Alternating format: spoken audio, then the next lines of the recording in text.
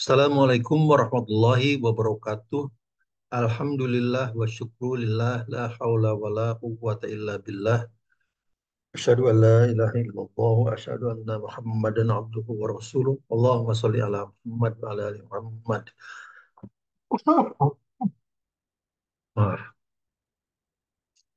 Selamat datang di studio kami Islamic Science Research Institute, pemilik dan pengelola data Rembang atau Twilight yang paling komprehensif di dunia. Data kami sudah meliputi 5 benua, sejak dari bagian wilayah bumi paling selatan New Zealand sampai dengan wilayah mendekati Arktik, wilayah Arktik mendekati Kutub Utara, di 4 teritori politik di Eropa dan 1 di Amerika Serikat. Eh, Kali ini saya akan mendiskusikan tentang kelahiran Fajar di Madinah. Data ini data lama dan sebetulnya sudah pernah saya sampaikan beberapa waktu yang lalu. Tapi tidak apa-apa karena ini ada perkembangan apa ya, eh, metode verifikasi yang lebih meyakinkan lah kira-kira gitu. Jadi izinkan saya men-share file saya.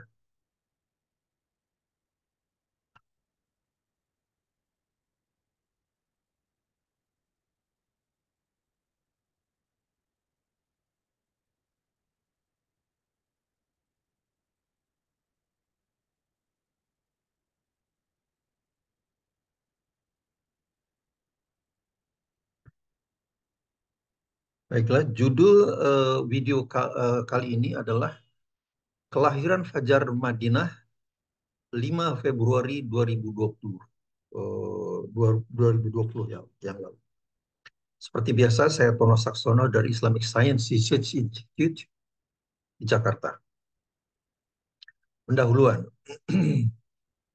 Pada 3 Februari 2020, seorang penonton video saya, Pak Ahmad Rizal, mengirimkan pesan WA, WhatsApp.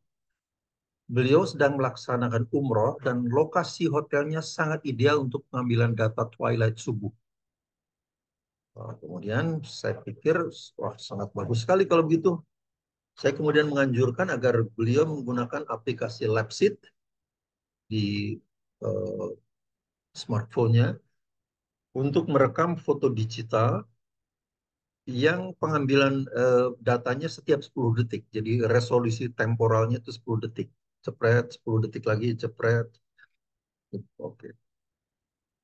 Eh, Hanya perlu 2 kali kontak WA pada 5 Februari 2020.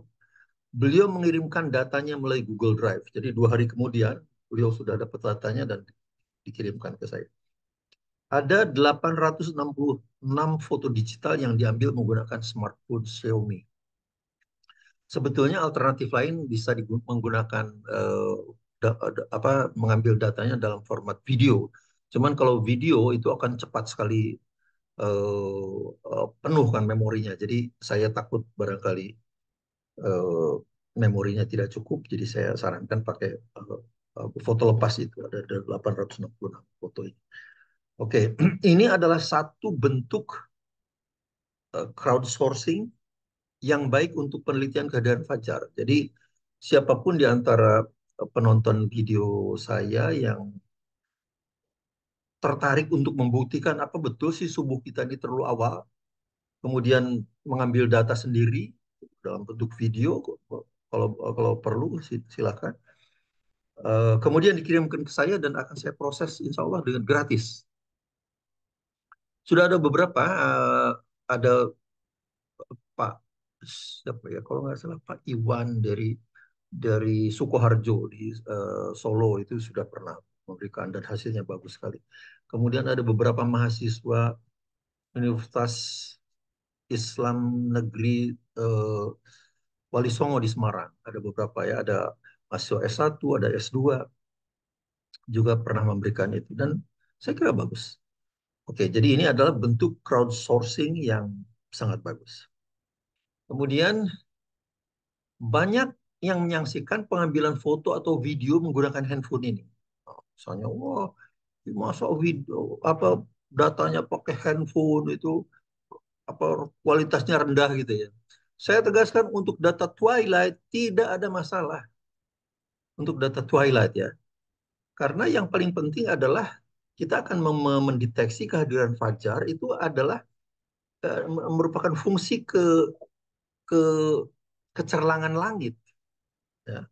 Nah, resolusi geometrisnya memang hanya rendah yang diambil oleh Pak Ahmad Rizal itu hanya 480 kali 640 piksel. Jadi dalam satu foto itu hanya kira-kira 300-an ribu piksel toh. Nggak apa-apa karena banyaknya piksel resolusi geometris namanya ya, resolusi geometris itu hanya memiliki efek apa ya keakurasi daripada uh, kecil dan besarnya ukuran dari itu apa tuh pixel itu hanya mempunyai efek pada objek terkecil yang dapat direkam pada citra. Misalnya kita akan mengambil foto seorang peragawati misalnya gitu. Kalau kita ingin merekam sampai jerawat yang ada di pipinya itu menggunakan kamera yang resolusinya tinggi, geometrisnya. Itu resolusi geometris yang penting. Jadi itu. Tapi untuk mendeteksi kehadiran fajar tidak berpengaruh itu. Karena apa? Karena kita hanya deal dengan apa, resolusi radiometrisnya. Resolusi radiometris itu adalah menjelaskan setiap pixel itu mempunyai informasi kalau dia nol adalah gelap, kalau dia paling tinggi adalah 850 255 putih itu. Karena semua itu sudah untuk mendeteksi kehadiran fajar yang dominan adalah resolusi radiometris citranya. Sudah standar semua citra itu sekarang menggunakan merupakan 8 bit image yaitu jadi skalanya itu dari 0 gelap sampai dengan 255 yang putih. Jadi ada 256 grayscale skala keabuan. Nah, padahal ada 3 channel RGB kan apa merah, uh, uh, hijau dan biru. Jadi 256 merah, 256 biru, 256 hijau. Jadi itu kombinasi dari itulah yang kemudian menghasilkan jutaan warna. Nah, itu. Nah, jadi untuk menunjukkan nilai kecerlangan langit ini jauh lebih bagus daripada SQM. Sebagai contoh, SQM itu katakanlah yang paling kalau SQM itu kan sekali jepret itu hanya dapat satu angka saja. Itu menunjukkan nilai kecerlangan langit pada detik itu. Nah, kalau SQM itu kalau yang paling gelap itu katakanlah nilainya 21. Sedangkan yang paling rendah itu adalah bukan yang paling rendah. Ada pada saat matahari terbit itu kira-kira 6. Jadi range-nya itu kan 21 dikurangi 6 15. Katakanlah ada sub ininya MPSAS itu magnitude per square arc second-nya itu ada kan 13,1, 13,2 terus jadi ada 10 setiap setiap satu level itu ada 10 sub level. Jadi 150 derajat keabuan, 150. Kalau ini kan 256 ini 256. Jadi hampir 2 kali lebih bagus daripada SQM. Nah, lebih lagi, kalau SQM sekali jepret cuma dapat satu angka. Kalau kita menggunakan kamera, derajat keabuannya pertama lebih tinggi, 256. Dan setiap pixel merepresentasikan derajat keabuan sendiri. Ya, jadi ada kalau misalnya tadi ada 300.000 punya derajat keabuan masing-masing sendiri-sendiri itu. Jadi ini jauh lebih baik, jauh tidak bisa dibandingkan lah dengan SQM. SQM itu udah ecek-ecek lah itu. Oke. Fajar astronomis bukan fajar sodik. Nah, ini yang perlu saya tekankan berkali-kali. Pembagian fajar menjadi tiga, yaitu fajar astronomis, fajar nautika, dan fajar sipil, itu tidak ada secara fisik. Secara fisik. Itu adalah hoax. Ya, itu adalah hoax. Dan saya sampaikan ini pada berkali-kali. Kemarin tanggal 25 lah, 26 lalu saya diberi kesempatan untuk menjelaskan hasil penelitian saya di depan tim Hisab Rukyat Kemenag, ya, Kementerian Agama. Juga saya sampaikan ini. Saya tidak ragu-ragu saya sampaikan ini hoax. Ini hoax karena saya punya bukti. Bukti banyak sekali. Oke. Muslim di dunia telah terperdaya. Mengapa? Karena menganggap bahwa fajar astronomis itulah fajar sodik. Sehingga kalau sholat subuh standarnya adalah pada saat 18 derajat di bawah ufuk. Matahari 18 derajat di bawah ufuk. Ini ngawur. Karena tidak ada itu fajar astronomis itu. Nah, padahal Rasul sendiri sebagai pembanding hanya menyebutkan ada dua fajar. Yaitu fajar kadzib, yaitu fajar bohong, dan fajar sodik, fajar yang sesungguhnya. Nah, tapi harus diingat, fajar kadzib itu tidak selalu muncul setiap hari. Nanti di data yang saya jelaskan di sini juga tidak ada itu fajar kadzib. Oke, sayangnya umat Islam itu tidak pernah men-challenge bahwa fajar astronomi itu bukan fajar sodik. Selama ratusan tahun kita terima aja itu. Nggih, nggih, nggih, sama kalau sama orang barat itu enggak nggih aja, ya. Jadi ceritanya begini, bumi itu berputar pada porosnya. Akibat berputar pada porosnya begini,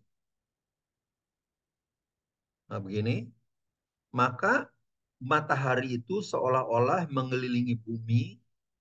Ini gerakan semu namanya, ya, gerakan semu pada bola langit seperti ini. Nah, pada saat 18 derajat di bawah ufuk, itulah yang dinamakan astronomical dawn, fajar astronomis. Inilah yang dianggap sebagai lahirnya fajar sodik itu di sini, standarnya. Kemudian dia bergerak 12 derajat, ini adalah fajar nautika. Bergerak lagi 6 derajat, fajar sipil.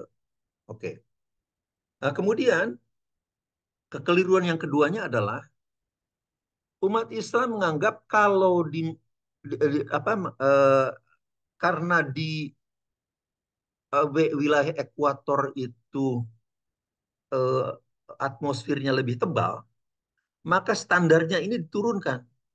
Kurangi lagi 2 derajat, jadi 20 derajat. Itulah sebabnya Malaysia, Indonesia, Brunei, Singapura, dari wilayah ASEAN, ASEAN itu menggunakan 20 derajat, meskipun Malaysia sudah merubah jadi 18 derajat, ya. Tapi intinya adalah karena dianggap apa atmosfer di ekuator itu lebih tebal, maka diturunkan 18 derajat. Sedangkan kalau di Eropa ya nggak apa-apa 18 derajat karena itu standarnya kan gitu. Nah, itu yang kekeliruan yang kedua. Padahal sebetulnya kalau katakanlah ini wilayah ekuator, kemudian wilayah kutub adalah di sini di Eropa katakanlah ini. Matahari itu kan bergerak ini, berputar. Nah, jari-jari bumi itu kemana-mana kan sama. Di sini jari-jarinya kemana-mana sama. Di sini jari-jarinya kemana-mana sama. Jadi tidak mungkin itu kemudian jadi ada perbedaan seperti itu. Seharusnya sama di seluruh dunia itu. Nah, oke. Nah, itulah sebabnya umat Islam kemudian sudah eh, terlalu salah kaprah. Kalau di Eropa subuh itu menggunakan 18 derajat di bawah ufuk. Jadi matahari 18 derajat di bawah ufuk. Tapi kalau di Saudi Arabia karena lebih mendekati ke ekuator maka diturunkan lagi nih jadi 18,5 derajat. Egypt di Mesir 19,5 turunkan. Di Indonesia, Malaysia, Brunei dan Singapura turunkan lagi jadi 20 derajat. Itulah standarnya. Sedangkan kalau di Amerika karena lebih tinggi dinaikkan. Jadi kira-kira 15 derajat di sini. Nah, itu semuanya tanpa data. Tidak ada data, cuma digerambyang aja. Pokoknya kalau sama orang barat itu enggak, tanpa tidak di challenge itu. Oke. Sekarang saya tunjukkan Twilight di Madinah pada 5 Februari 2020 yang dikirimkan oleh Pak Ahmad Rizal itu. Ini adalah foto pertama yang diambil pada 4 3501, pada saat itu matahari 33,6 derajat di bawah ufuk. Gelap total, total memang. Kemudian foto yang terakhir, tadi saya sebutkan ada 866 kan. Diambil pada pukul 6.59.11 saat matahari minus 1,2 derajat di bawah ufuk. Jadi ini, lihat ini, sudah terang benderang seperti ini masih di bawah ufuk ini. Masih jadi masih belum belum belum syuruk ini. Nah, eh, jadi anunya pengambilan datanya itu lihat ini hampir 2,5 jaman kan ini 2,5 jaman karena mungkin Pak Ahmad Rizal kan mau mau beribadah, mau sholat, mau ke Masjid Nabawi dan sebagainya. Ini di Madinah kan. Jadi ya pokoknya asal merekam udah ditinggal gitu aja. Ya, makanya diambilnya ya mungkin di 2,5 jam. Nanti kan kita lihat tunjukkan. Jadi ini adalah yang foto pertama, ini foto terakhir. Jadi di antara foto inilah kehadiran Fajar itu. Dan Fajar itu berada di foto ini. Kita lihat. Ternyata Fajar itu muncul pada foto nomor 585 saat pada pukul 6.12.21 saat matahari 11,7 derajat di bawah ufuk. Nah ini. Jadi mata nah, sekarang anunya data astronomisnya adalah ya matahari terbit pada 5 Februari di 2020 di Madinah adalah pukul 7.153. Sedangkan masjid-masjid mengumandangkan azan secara resmi dari pemerintah dari kerajaan Saudi Arabia itu adalah pada saat matahari 18,5 derajat bawah ufuk kan. Jadi pukul 5.41.59. Oke. Kemudian ternyata jadi kalau misalnya ini dikurangi ini matahari terbit dikurangi eh, waktu resmi dari kerajaan Saudi Arabia adalah rentang subuh itu adalah 1 jam 19 menit 54 detik. Katakanlah 1 jam 20 menit. Nah, padahal fajar itu munculnya ini di sini ya. Lihat di sini pada pukul ini kan jadi ini malam, malam. Ini adalah siang nih, grafik siang. Sudah mulai naik. Artinya langit itu bertambah terang secara eksponensial. Jadi perpotongan antara ini pertemuan ya, pertemuan antara ini dan inilah golas, titik di mana kehadiran fajar itu. Jadi golas itu bukan gelap, tapi perpotongan antara gelap dan terang, siang dan malam. Nah, itulah yang dianukan oleh Al-Baqarah 187 kalau nggak ya. Wa kulu washrabu hatta yatabayyana lakumul khaytul abyadu minal khaytil aswadi minal fajr. Ya. Jadi maka makanlah dan minumlah hingga jelas terang bagimu benang putih dan benang hitam. Inilah benang hitam dan benang putih itu ada perpotongan antara pertemuan antara malam dan siang. Nah, jadi sebetulnya karena fajar itu yang sesungguhnya itu muncul pada ini, maka rentang subuh yang sesungguhnya itu hanya 49 menit 32 detik. Hanya 50 menitan aja, bukan 1 jam 20 menit. Jadi kalau kita sholat di 18 derajat, katakanlah 18 derajat itu kan di sini. 54131, 54131 di sini 18 derajat itu. Ini subuhnya itu masih 30 menit 22 detik kemudian apa fajarnya itu. Tadi ini belum ada fajar di sini. 54131 di sini. Ini 18,5 derajatnya kan di sini. Nah, untungnya kalau di Saudi Arabia itu antara adzan dengan iqomah itu ada sekitar 30 menitan. Jadi ya alhamdulillah, insya Allah pada saat sholat subuhnya itu ya sudah fajar sudah muncul sebetulnya. Cuman persoalannya kan pada sholat qobliyah subuhnya ini kok belum belum belum ada fajar. Jadi itu anunya. Nah sekarang satu lagi yang pengen saya tunjukkan. Ini adalah pada 53401 itu kan ada di sini 534. Jadi pada foto nomor 355 ya Data dari 19. Padahal sebetulnya data yang diambil oleh di pada saat kira-kira 20,3 derajat itu kan di sini. Foto nomor 355 lah. Nah, padahal Pak Ahmad eh, Rizal itu mengambilnya sebetulnya sejak pukul 4.30 Jadi masih jauh, masih di sini. Nah, sekarang saya akan tunjukkan kalau secara lengkap ya, data itu secara lengkap, plot plot data itu secara lengkap. Nah, ini adalah anunya. Ini adalah foto yang apa grafik yang lengkap ya. Diambil pertama kali itu pada 4.3501. Inilah ketika matahari apa itu pada 33,6 derajat di bawah ufuk ya. 33,6 derajat. Sedangkan kemudian ini adalah pada saat 20,3 derajat di bawah ufuk. Nah, sekarang yang tadi 33,6 derajat dengan 20,3 derajat, apa bedanya? Sama-sama gelapnya. Karena ini masih di bawah kan gitu. Terang itu kan mulainya adalah di sini, mulai terang itu. Jadi kalau misalnya apa banyak yang anu kan berkira bahwa itu Mabi itu masih gelap anunya sholat subuhnya. Iya, tapi gelapnya bagaimana membedakan antara 33 derajat di bawah ufuk dengan 20 derajat di bawah ufuk? Gimana membedakannya? Itu kalau Anda apa ya biasa melakukan coding pada komputer ya, itu pekerjaan yang sangat luar biasa loh, susah sekali itu. Believe me, believe me, itu susah sekali. Kalau Anda bisa, mari kita saling memberikan hadiah, bukan bertaruh ya. Kalau Anda bisa memberikan mana 20 derajat, mana 30 derajat, mana 18 derajat, mari kita saling memberikan hadiah. Kalau Anda bisa membedakan bagaimana membuat algoritma membedakan antara 30 derajat dengan 20 derajat, dengan 18 derajat,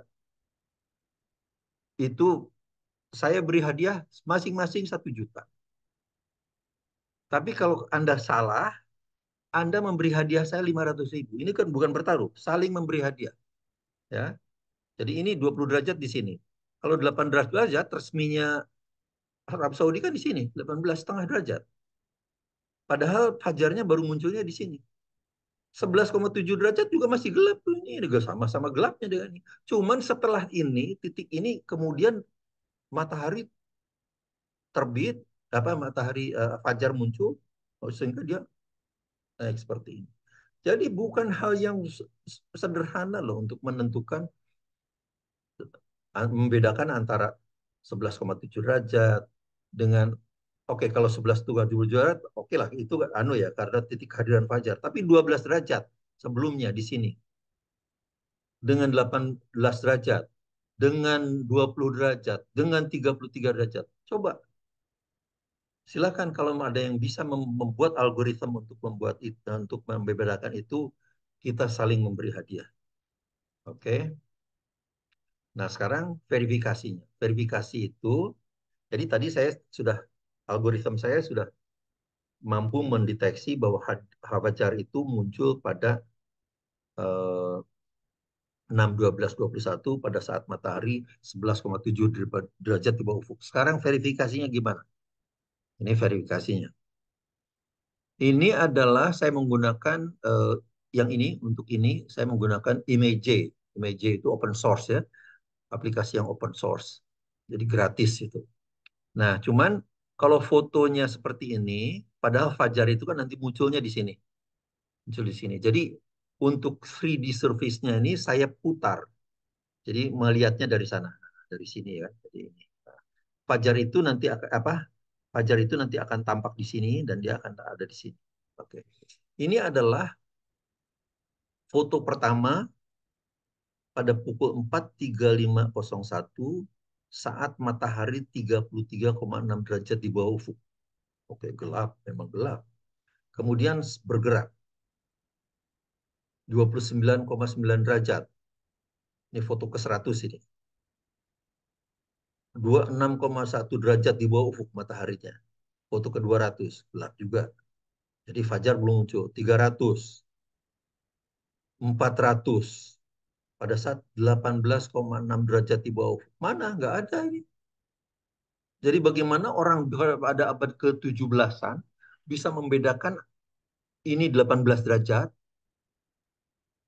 sebagai fajar astronomis kalau kita dengan manusia modern dengan alat yang lebih canggih dengan algoritma yang sudah lebih canggih aja kita nggak bisa membedakan.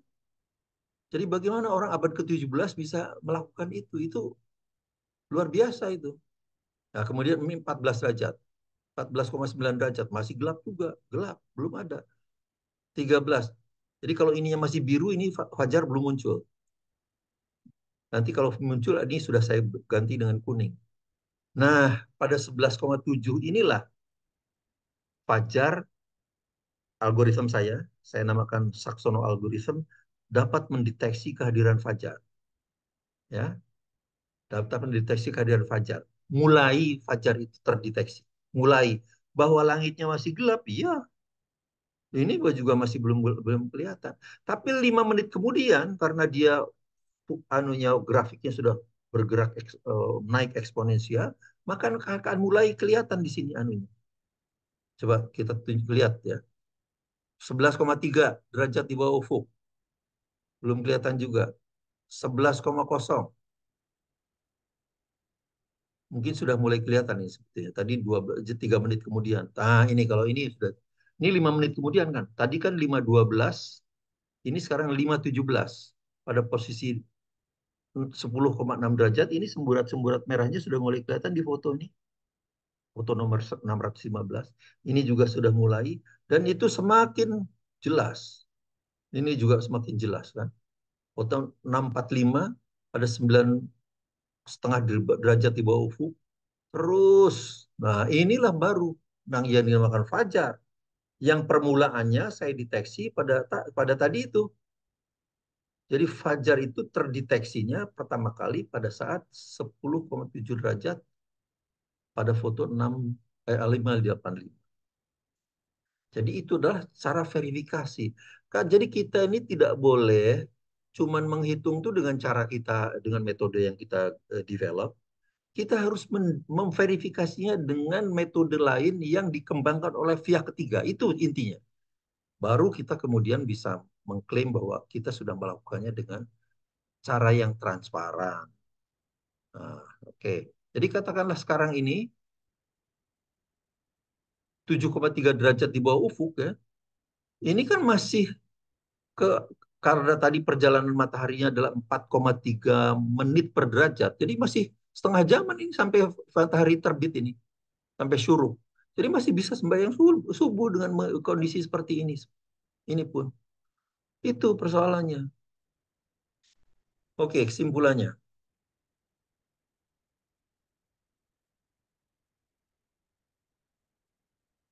Ini merupakan video ke-148 tentang kalender Islam global dan kehadiran fajar global karena saya sudah memproduksi video-video seperti ini sejak Maret 2012. Memang subscribersnya belum banyak juga karena tidak banyak juga ya, baru sekitar hampir 6 ribuan lah gitu. Karena memang topiknya sangat spesifik. Tapi ya apa boleh buat, ini kan media dakwah ya. Kemudian silahkan masuk ke YouTube, kemudian cari dengan keywords ini, World Twilight Project. Itulah channel saya. Kemudian bila tidak keberatan, mohon dukungan untuk menekan subscribe, like, dan share supaya saya dapat terus mengembangkan video-video yang bermanfaat untuk perbaikan kualitas ibadah kita lah umat Islam.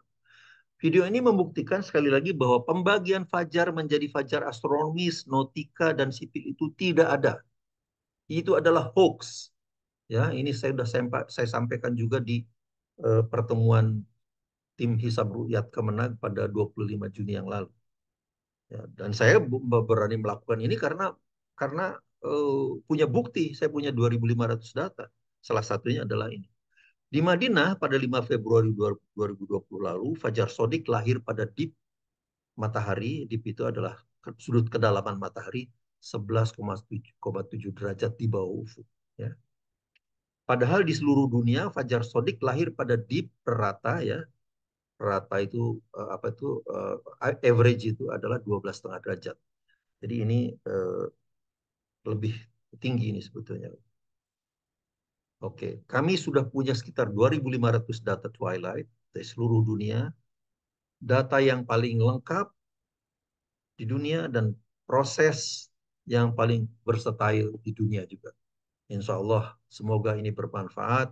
Assalamualaikum warahmatullahi wabarakatuh.